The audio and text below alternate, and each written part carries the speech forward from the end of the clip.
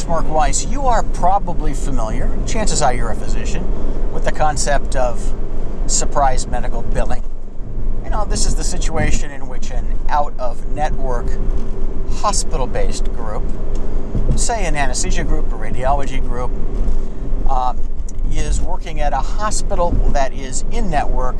So a patient comes to the hospital, surgeon brings the patient there, the patient thinks everything is in-network, and then, surprise, finds out that the aforesaid hospital-based group is out-of-network and wants full fees, or fees to be negotiated.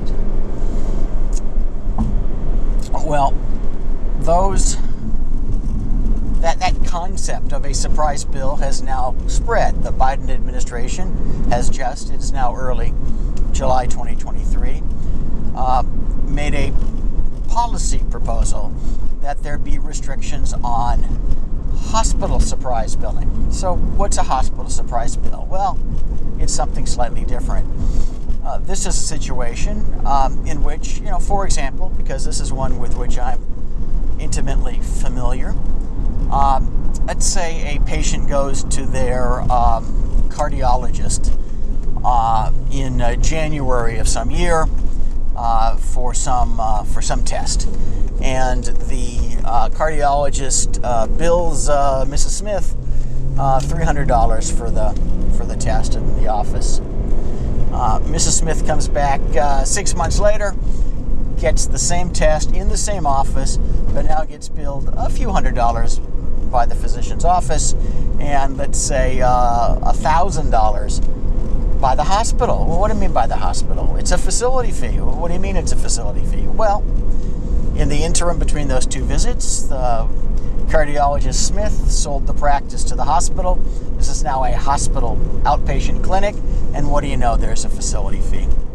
So stories abound of these kind of surprises.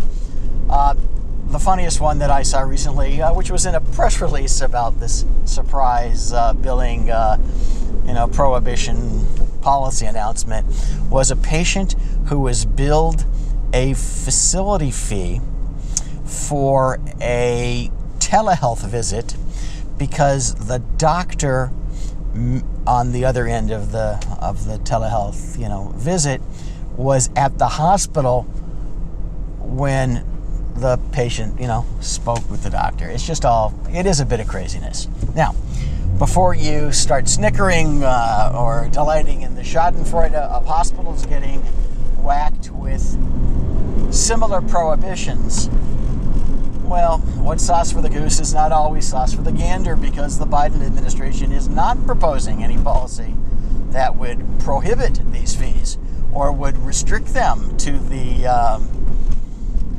prior average cost, which was zero, but instead is just going after requiring hospitals to disclose these up front. Now, I suppose disclosure is better than no disclosure, but, well, it's not exactly the same thing as the restrictions on physician surprise billing, surprise medical billing.